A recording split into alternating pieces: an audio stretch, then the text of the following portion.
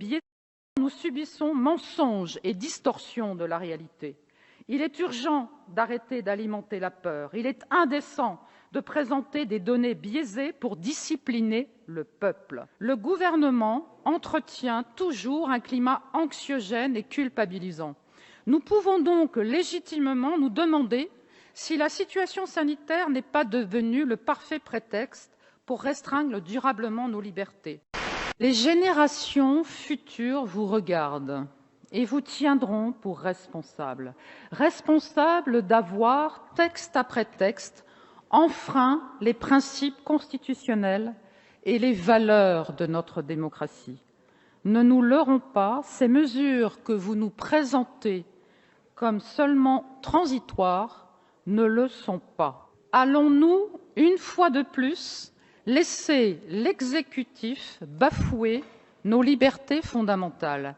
Allons-nous céder au climat de peur infusé depuis plusieurs mois maintenant par le gouvernement? Ce texte n'a d'autre finalité que de faire dériver notre État de droit vers des territoires inconnus et dangereux. Nous observons désormais de manière manifeste et répétée que nos droits et nos libertés sont atteints par plusieurs mesures indiscutablement disproportionnées et injustifiées. Amnesty International, dans son rapport publié le 29 septembre, dénonce explicitement l'attitude des autorités vis-à-vis du droit de manifester.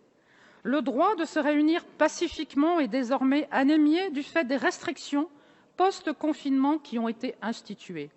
Le gouvernement entretient toujours un climat anxiogène et culpabilisant. Nous pouvons donc légitimement nous demander si la situation sanitaire n'est pas devenue le parfait prétexte pour restreindre durablement nos libertés. Les restrictions qui nous sont à chaque fois présentées comme temporaires investissent au contraire de plus en plus insidieusement notre quotidien.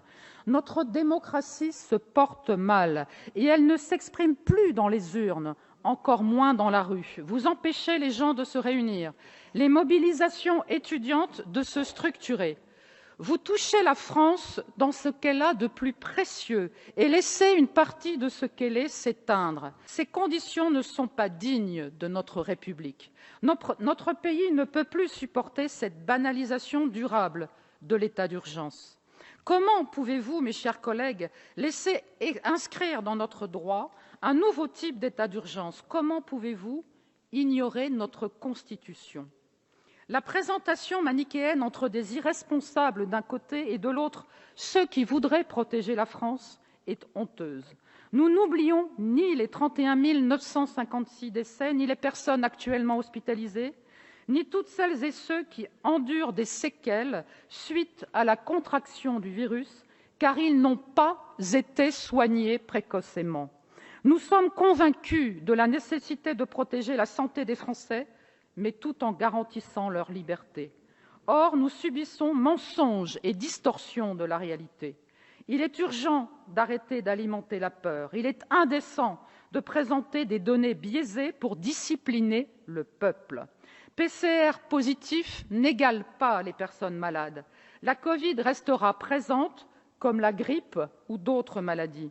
Et lorsque le gouvernement avance l'encombrement de l'hôpital comme manifestation de la résurgence de l'épidémie, il faudrait davantage questionner l'état dans lequel se trouve l'hôpital public. La saturation des services de réanimation n'est pas nouvelle. Tous les hivers, depuis plusieurs années, des transferts de patients sont organisés vers Orléans, vers Chartres depuis Paris, et ce en raison du manque de lits et de moyens pour l'hôpital. Vous n'êtes pas sans le savoir, 3 400 lits ont été fermés en 2019. Mesdames et messieurs du gouvernement, monsieur le ministre, qu'avez-vous fait? Alors même que le gouvernement avait assuré qu'une hausse des ressources allait être mise en place, aucune modification n'a été suffisante. L'incurie du Ségur laisse tous les professionnels du secteur de la santé et l'hôpital à l'abandon.